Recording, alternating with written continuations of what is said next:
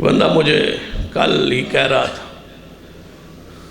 کہ ایک بزرگ، ایک عالم فوت ہوئے، ان کے حوالے سے کہنے لگا جی قبر پر لوگوں کی لائن لگی ہوئی ہے، پھول چڑھا رہے، اتنے پھول کسی کی قبر پر نہیں چڑھے، تاریخ بدل دی گئی ہے پاکستان کی، اتنے پھول چڑھے کہ دنیا حیران ہے، اتنے پھول قبر پر۔ میں نے کہا کہ ایسی قبر دکھاؤں؟ ما بین بیتی و منبری روضۃ من ریاض الجنہ، نبی علیہ السلام دا حجرہ پاک جنت دا ٹکڑے ہوتے محبوب دی قبر صدیق عمر عثمان و علی دفن کر کے باہر نکل رہے ہیں، ایک پتی بھی پھول کی قبر مصطفیٰ پر نہیں ہے، تم کون سی قبر دکھاتے ہو؟ ہم کوئی بے وقوف ہے؟ ہم نے قرآن بھی پڑھا ہے، مصطفیٰ کی حدیث کو بھی پڑھا، پھول قبروں پر ہوں تو یہ کوئی نجات کی دلیل ہے؟ یہ کوئی مغفرت کی دلیل ہے؟ یہ کوئی اسلام کی روحانیت ہے؟ یہ کوئی اسلامی طریقہ ہے کہ جس کی قبر کو پھولوں سے بالکل ڈھانک دیا جائے وہ بخشا ہوا ہے؟ جاؤ رسول رحمت کی قبر پر کسی صحابی نے پھول کی ایک پتی نچھاور کی ہو تو منہ مانگا انعام دوں گا، اگر نہیں ہے تو سن لو یہ صحابہ کا ایمان نہیں ہے، یہ صحابہ کا طریقہ نہیں ہے کہ قبروں پہ پھول پھینکنا، یہ اسلام نہیں ہے، یہ محمد مصطفیٰ کے دین سے بغاوت۔ کہتے ہیں ان دنوں میں، ان ایام میں نہیں بیان کرنا چاہیے۔ کب بیان کرنا چاہیے؟ جب سارا ہر طرف توحید غلبہ ہو جائے، اس وقت توحید کو بیان کرنے کا کیا فائدہ؟ اس وقت تو سارے موحدین ہوں گے۔ جب شرک عروج پر ہو اس وقت توحید کی آواز لگانا یہی جہاد اکبر ہے، اور یہ جہاد انشاءاللہ ہم کرتے رہیں، یہی جہاد۔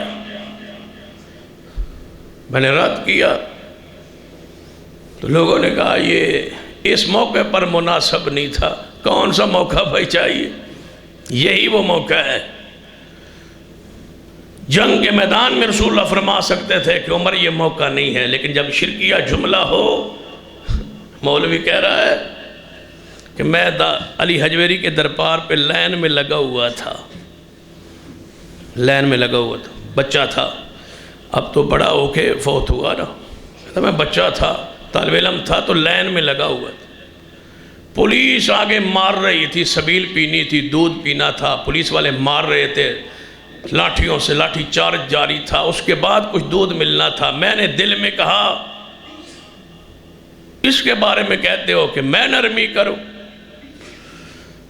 کہتے ہیں میں نے دل میں کہا اے شہنشاہ علی حجویری، دل میں کہا مجھے دودھ چاہیے لیکن پولیس کے ڈنڈے کھا کے نہیں، پولیس والے خود پلائیں آگے مجھے، تب میں پیوں گا۔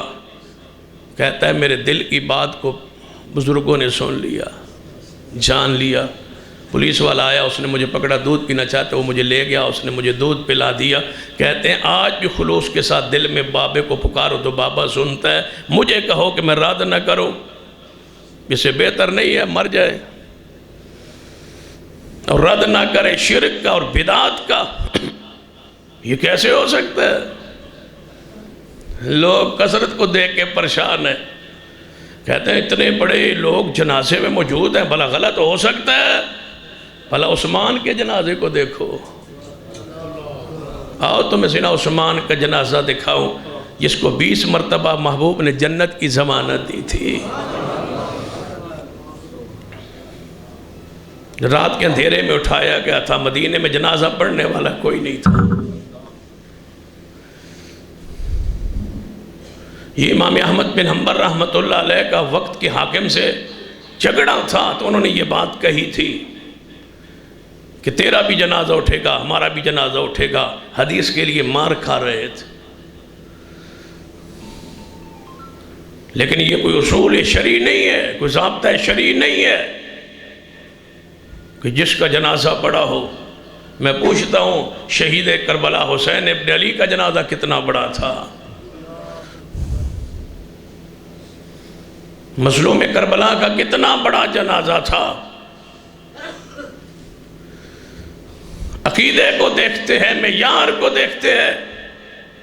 نبی علیہ السلام کی حدیث ہے جس کے جنازے میں 2 بندے ایک صف 2 مواحد آ جائے جنہوں نے شرک نہ کیا ہو، اللہ میت کے سارے گناہوں کو معاف کر دیتا۔